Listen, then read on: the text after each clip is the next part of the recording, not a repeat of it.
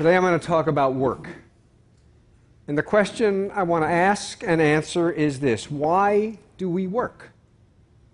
Why do we drag ourselves out of bed every morning instead of living our lives just filled with bouncing from one TED-like adventure to another? You may be asking yourselves that very question. Now, I know, of course, we have to make a living, but nobody in this room thinks that that's the answer to the question, why do we work? For folks in this room, the work we do is challenging, it's engaging, it's stimulating, it's meaningful, and if we're lucky, it might even be important. So we wouldn't work if we didn't get paid, but that's not why we do what we do. And in general, I think we think that material rewards are a pretty bad reason for doing the work that we do. When we say of somebody that he's in it for the money, we are not just being descriptive. Now, I think this is totally obvious, but the very obviousness of it raises what is for me an incredibly profound question. Why, if this is so obvious, why is it that for the overwhelming majority of people on the planet, the work they do has none of the characteristics that get us up and out of bed and off toward the office every morning? How is it that we allow the majority of people on the planet to do work that is monotonous, meaningless, and soul-deadening? Why is it that as capitalism developed, it created a mode of production of goods and services in which all the non-material satisfactions that might come from work were eliminated? Workers who do this kind of work, whether they do it in factories, in call centers, or in fulfillment warehouses, do it for pay. There is certainly no other earthly reason to do what they do except for pay. So the question is, why? And here's the answer. The answer is technology. Now, I know, yeah, technology, automation, screws people, blah, blah. That's not what I mean. I'm not talking about the kind of technology that has enveloped our lives and that people come to TED to hear about. I'm not talking about the technology of things, profound though that is. I'm talking about another technology. I'm talking about the technology of ideas. I call it idea technology. How clever of me. In addition to creating things, science creates ideas. Science creates ways of understanding.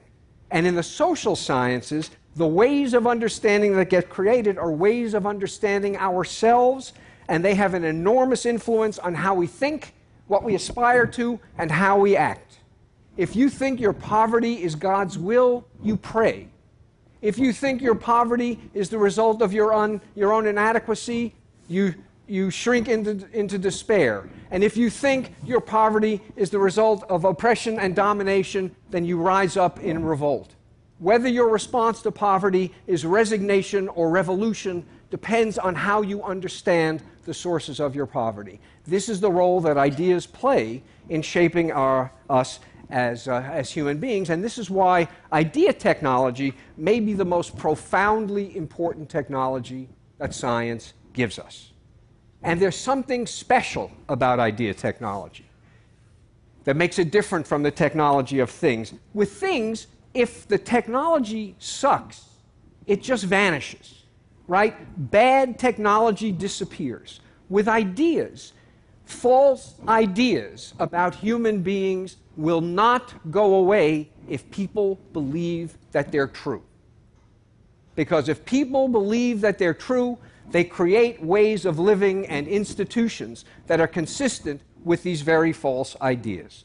And that's how the Industrial Revolution created a factory system in which there was really nothing you could possibly get out of your day's work except for the pay at the end of the day. Because one of the fathers of the Industrial Revolution, Adam Smith, was convinced that human beings were by their very natures lazy and wouldn't do anything unless you made it worth their while, and the way you made it worth their while was by incentivizing, by giving them rewards. That was the only reason anyone ever did anything.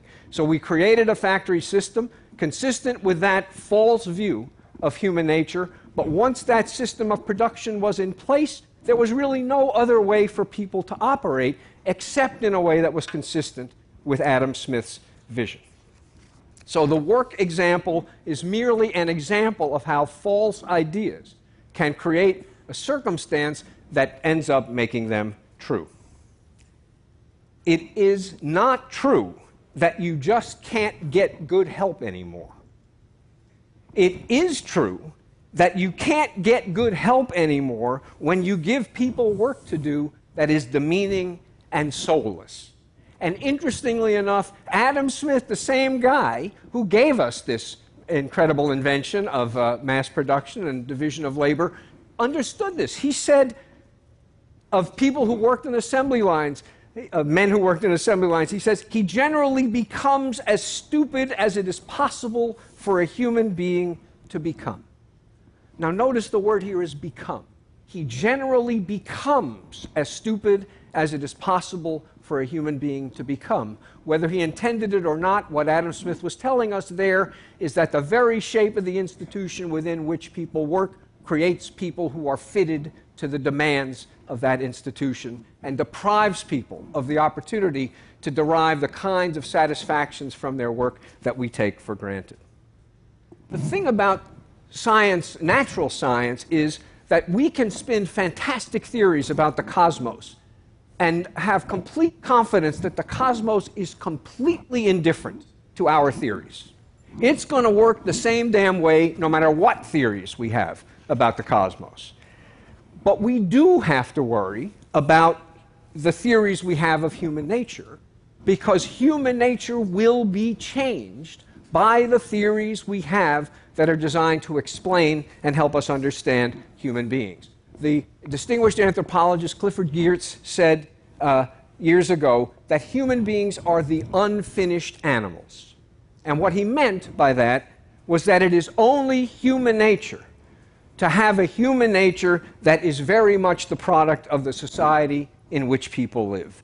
That human nature, that is to say our human nature, is much more created than it is discovered.